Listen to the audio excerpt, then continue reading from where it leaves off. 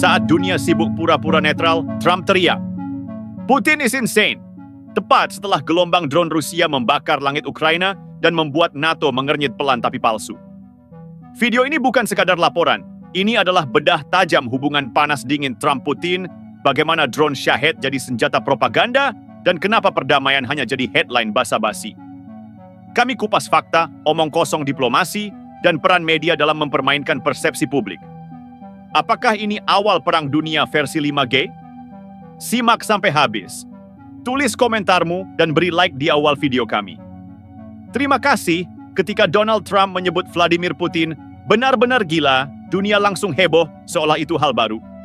Padahal, kalau ditarik ke belakang, hubungan antara dua tokoh ini tak lebih dari permainan catur beracun, penuh kepura-puraan, deal di balik layar, dan tentu saja ego sebesar benua. Tapi kali ini, ucapannya punya konteks. Puluhan drone meledak di langit Ukraina, dan Eropa kembali duduk di atas bara api. Serangan udara Rusia dalam 3 malam berturut-turut mengguncang berbagai kota di Ukraina. Mulai dari Kyiv hingga Dnipropetrovsk, drone kamikaze tipe Shahed, buatan Iran yang kini jadi andalan Moskow, melayang-layang mencari mangsa. Militer Ukraina melaporkan bahwa hanya dalam 1 malam saja, Rusia meluncurkan lebih dari 355 drone. Ya, 355. Bukan ketik 3 kali, memang sebanyak itu. Angka tertinggi sejak invasi dilancarkan 2 tahun lalu. Presiden Amerika Serikat Donald Trump, seperti biasa, tidak bisa diam. Dalam pernyataan yang disampaikan setelah rentetan serangan itu, ia mengecam Putin secara terbuka. "He's absolutely insane," ucap Trump. Tak berhenti di situ, ia bahkan mengisyaratkan kemungkinan sanksi tambahan terhadap Moskow, meskipun ia bukan lagi presiden aktif. Tapi tenang saja, Trump tetap punya panggung. Dan dunia tetap mendengarkan, meski setengahnya dengan rasa geli. Dari sisi seberang, Putin pun tidak tinggal diam. Dalam konferensi pers di Moskow, ia melempar balik tudingan. Ukraina memprovokasi, katanya. Seolah serangan 300 lebih drone itu hanya bentuk pembelaan diri. Menurutnya, Kiev terus melakukan serangan ke wilayah sipil di Rusia, dan inisiatif perdamaian yang coba digagas Kremlin justru ditabrak oleh langkah-langkah provokatif Ukraina. Ironisnya, serangan besar-besaran Rusia terjadi di tengah klaim bahwa Moskow sedang menyiapkan proposal damai. Ini seperti membakar rumah tetangga, lalu mengirimkan bunga belasungkawa. Di tengah kabut asap itu, Gubernur Serhiy Lysak dari Dnipropetrovsk menyebutkan bahwa serangan memicu kebakaran hebat di area permukiman dan ladang pertanian. Di wilayah Kherson, serangan pagi hari kembali melukai warga sipil. Dan semua ini tidak terjadi dalam ruang hampa. Hubungan antara Trump dan Putin memang sudah lama menjadi tontonan politik dunia. Pernah saling puji, saling percaya, dan pernah pula jadi bahan konspirasi pemilu. Tapi kini, hubungan itu tampak renggang. Trump yang dahulu menyebut Putin sebagai pemimpin kuat dan cerdas, kini tak ragu menyebutnya ancaman global. Putin sendiri pernah memuji Trump secara terbuka, bahkan membela klaim tak berdasar bahwa dialah pemenang sah pemilu awal lisan 2020. Kini, permainan berubah. Kedua tokoh ini yang dahulu tampak saling melindungi di panggung geopolitik, justru saling tuding di tengah kobaran perang yang belum juga padam. Sementara itu, dari sisi medan tempur, Rusia mengklaim berhasil menjatuhkan 99 drone Ukraina dalam 1 hari, termasuk 56 unit di wilayah perbatasan Belgorod. Dalam sepekan terakhir, Moskow mengklaim telah mencegat lebih dari 2.300 drone Ukraina. Klaim yang terdengar spektakuler jika bukan karena minimnya verifikasi independen. Lebih jauh, pergerakan darat Rusia juga menunjukkan tanda-tanda ekspansi. Militer Moskow disebut telah menguasai setidaknya 4 desa di timur laut Ukraina, tepatnya di wilayah Sumy. Evakuasi warga sipil telah dilakukan, namun kenyataan pahitnya tetap sama. Ukraina kembali kehilangan wilayahnya.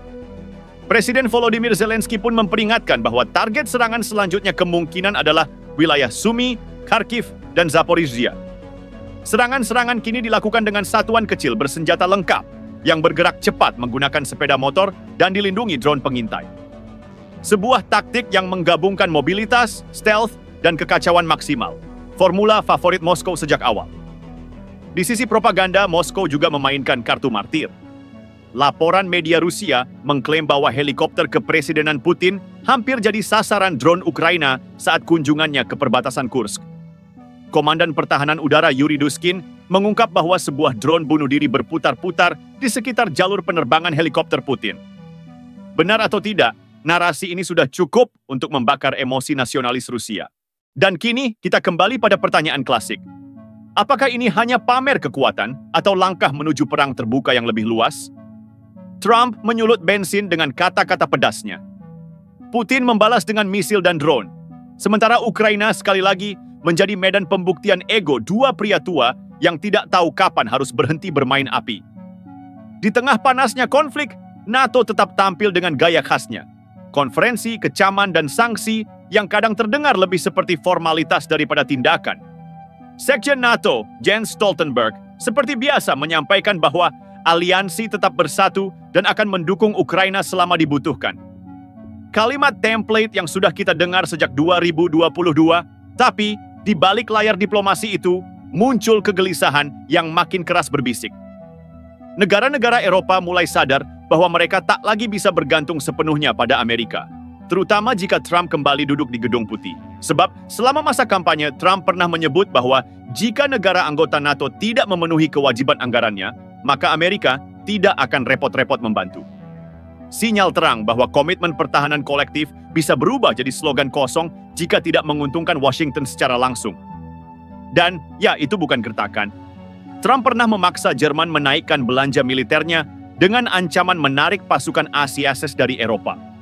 Sekarang bayangkan skenario serupa di tengah invasi Rusia yang kian brutal. Bukan tidak mungkin Trump akan melempar peta Eropa ke atas meja sambil berkata, "Kalian urus sendiri." Sementara itu, negara-negara Eropa berada dalam posisi canggung. Di satu sisi mereka tahu bahwa Rusia tidak boleh dibiarkan menang.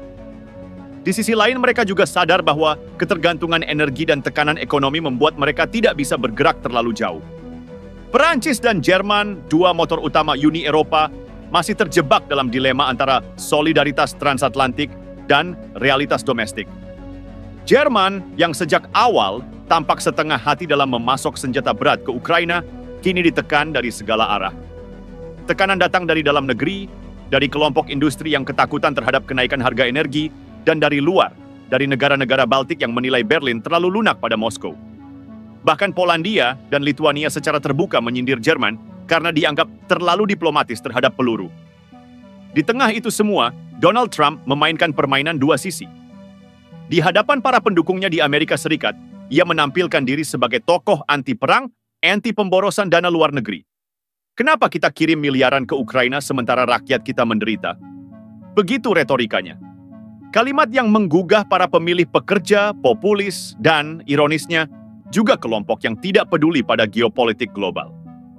Namun di sisi lain, Trump tetap ingin punya suara di panggung dunia.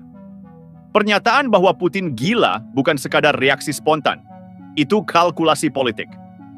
Dengan menggambarkan Putin sebagai ancaman tidak rasional, Trump seolah ingin menegaskan bahwa hanya dia yang cukup kuat untuk menghadapinya. Inilah retorika strongman melawan strongman yang jadi komoditas laris di politik domestik Amerika saat ini. Padahal, jika ditarik ke belakang, hubungan Trump-Putin lebih kompleks daripada sekadar saling hina atau saling puji. Mereka adalah dua figur yang bermain dalam spektrum yang sama. Populisme, kultus kepribadian, dan narasi konspiratif. Ketika keduanya mulai saling sindir di tengah perang besar, kita tahu ini bukan hanya konflik senjata, tapi juga benturan ego dan narasi global. Yang menyedihkan, semua ini terjadi sementara korban sipil terus berjatuhan, desa-desa di Ukraina berubah jadi puing, dan anak-anak tumbuh di bawah bayang-bayang ledakan. Negara-negara non-blok, termasuk kekuatan baru seperti India, Brasil, dan bahkan sebagian Timur Tengah, memilih diam atau bicara netral. Mengecam perang, tapi enggan menyebut siapa pelakunya. Cina? Seperti biasa, bermain cantik. Mereka bicara soal solusi damai, menawarkan proposal gencatan senjata yang pada dasarnya hanya menguntungkan Moskow sembari menjaga hubungan dagang tetap lancar. Dalam dunia multipolar yang makin bising, suara moral makin tenggelam di antara propaganda dan kepentingan. Trump boleh bilang Putin gila. Tapi yang lebih gila adalah dunia yang membiarkan dua orang dengan ego seukuran benua terus memainkan papan catur dengan nyawa manusia sebagai bidak. Ukraina saat ini tidak sedang bertempur demi kemenangan. Mereka bertempur demi eksistensi, dan semakin hari, realitas itu makin brutal. Presiden Volodymyr Zelensky dalam pidato pekan lalu tak lagi bicara dengan semangat retoris seperti di awal perang. Kali ini nada suaranya berubah, murung, defensif, dan penuh kecemasan. Kami butuh lebih banyak senjata, lebih banyak peluru, dan lebih banyak tekanan terhadap Rusia, katanya. Tapi dunia tampaknya sudah mulai lelah mendengar permintaan yang sama berulang kali. Laporan militer Ukraina menyebutkan bahwa hanya dalam seminggu terakhir, Rusia telah meluncurkan lebih dari 355 drone dalam satu malam, angka tertinggi sejak awal invasi. Drone-drone jenis Shahed yang sebelumnya digunakan secara selektif, kini menjadi alat serangan masif yang nyaris rutin. Di Kyiv, pasukan pertahanan udara mengklaim menembak jatuh 43 drone pada malam 26 Mei, tetapi 12 orang tetap menjadi korban. Ini bukan lagi soal kemampuan menangkis, tapi soal stamina bertahan menghadapi gelombang yang tidak berhenti. Yang mengkhawatirkan, serangan Rusia makin terarah dan makin canggih. Mereka menggunakan kombinasi drone, rudal jelajah, hingga kamikaze drone yang mengitari target selama berjam-jam sebelum menukik dengan presisi. Beberapa di antaranya menargetkan infrastruktur energi, pabrik senjata, bahkan konvoi bantuan kemanusiaan. Gubernur Dnipropetrovsk, Serhiy Lysak, melaporkan kebakaran besar di lahan pertanian akibat serangan udara. Rusia tidak lagi menargetkan militer, mereka membakar perut rakyat, ujarnya singkat. Secara militer, Rusia jelas sedang menjalankan doktrin perang total dalam versi hibrid. Mereka tidak sekadar maju ke garis depan, tapi menyerang dari udara, dari siber, bahkan dari opini publik. Serangan ke Sumy dan Kharkiv pekan ini menunjukkan perubahan pola. Pasukan Rusia tidak lagi bergantung pada kendaraan berat, tetapi menggunakan unit kecil yang bergerak cepat dengan sepeda motor, dipandu oleh drone pengintai. Ini adalah bentuk perang gerilya modern dengan wajah imperialistik. Di saat Ukraina kehabisan amunisi, Moskow justru bermain di banyak front sekaligus, milik mereka sendiri dan Ukraina. Gubernur Sumy, Volodymyr Rigorov, mengonfirmasi bahwa 4 desa di timur laut sudah jatuh ke tangan Rusia. Kami tidak bicara soal mundur taktis lagi. Ini kemunduran strategis, akunya. Pernyataan dari Kementerian Pertahanan Rusia juga menggambarkan kepuasan terselubung. Mereka menyebut bahwa antara 20 hingga 27 Mei, 2.300 drone Ukraina berhasil dicegat, 1.465 diantaranya jatuh di luar zona perang. Ini adalah narasi superioritas, bahwa Ukraina tak hanya kalah di medan perang, tapi juga kalah secara logistik dan teknologi. Pertanyaannya kini, apakah Ukraina masih punya game changer? Banyak yang berharap pada jet tempur F-16 yang dijanjikan negara barat, tapi kenyataannya jet-jet itu belum terlihat di langit Ukraina. Pelatihan pilot lambat, pengiriman pesawat ditunda, dan waktu terus berjalan. Sementara itu, amunisi untuk sistem HIMARS dan Patriot makin menipis. Kemungkinan game changer lain adalah masuknya sistem peperangan elektronik dan rudal jarak jauh buatan Jerman dan Inggris. Tapi realitas politik di Eropa tidak bersahabat. Prancis masih sibuk dengan protes buruh, Jerman terguncang oleh koalisi pemerintah yang rapuh, dan Inggris, sedang sibuk mengganti Perdana Menteri lagi. Ukraina dibiarkan berdiri di barisan depan, dengan dukungan yang lamban dan janji-janji yang makin terdengar seperti pengalihan isu. Zelensky mungkin masih percaya pada kemenangan. Tapi angka di lapangan bicara lain. Rusia bergerak maju. Ukraina bertahan di garis tipis antara semangat dan keputusasaan. Lucunya, ketika Barat sibuk menghitung drone dan rudal, dunia Arab dan Asia justru menonton dengan gelisah. Sebagian malah tertawa sinis. Oh, jadi begini kalau yang diserang negara kulit putih? Sindir seorang analis politik Timur Tengah dalam wawancara di Al-Mayadin. Hipokrit? Tentu saja. Ketika Gaza dibombardir Israel selama berbulan-bulan, tak ada satupun pemimpin NATO yang mengeluarkan kata escalation dengan intonasi yang sama. Tapi begitu Kyiv dihantam, semua sibuk menyerukan resolusi PBB, sanksi ekonomi, dan keprihatinan mendalam. Di balik layar sebenarnya banyak negara yang mulai mengambil jarak dari narasi Barat.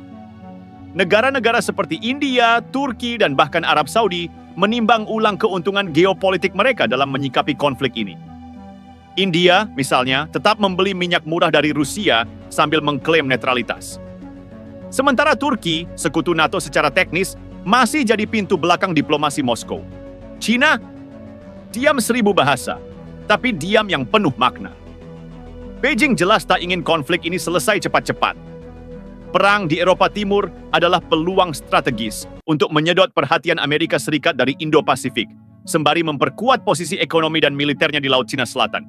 Jangan lupakan, saat Rusia dan Ukraina baku hantam, Cina diam-diam memperluas pengaruhnya di Afrika, Asia Tengah, dan Amerika Latin. Apa yang kita lihat sekarang bukan hanya konflik Rusia-Ukraina. Ini adalah medan tempur bagi narasi kebenaran yang makin kabur. Barat ingin mempertahankan hegemoni lama mereka bahwa demokrasi liberal adalah jalan satu-satunya. Tapi Rusia, Cina, dan sekutu-sekutu itu tidak resminya justru menunjukkan bahwa tatanan dunia hanyalah ilusi bagi mereka yang masih percaya pada fair play. Donald Trump dan Vladimir Putin adalah simbol dari dua sisi yang sebenarnya punya kesamaan mendasar. Keduanya bermain di luar aturan. Trump bisa saja mencaci Putin hari ini, lalu memujinya esok. Putin bisa pura-pura bicara damai, lalu mengirim 300 drone ke Kyiv dalam semalam. Ini bukan lagi soal diplomasi. Ini tentang siapa yang lebih lama mampu bertahan di medan kebohongan global. Dan inilah kenyataan pahitnya. Dunia tidak sedang menuju perdamaian. Dunia sedang membentuk ulang dirinya dengan kekerasan sebagai pena dan drone sebagai tinta. Eropa mulai retak. NATO kehilangan narasi tunggal.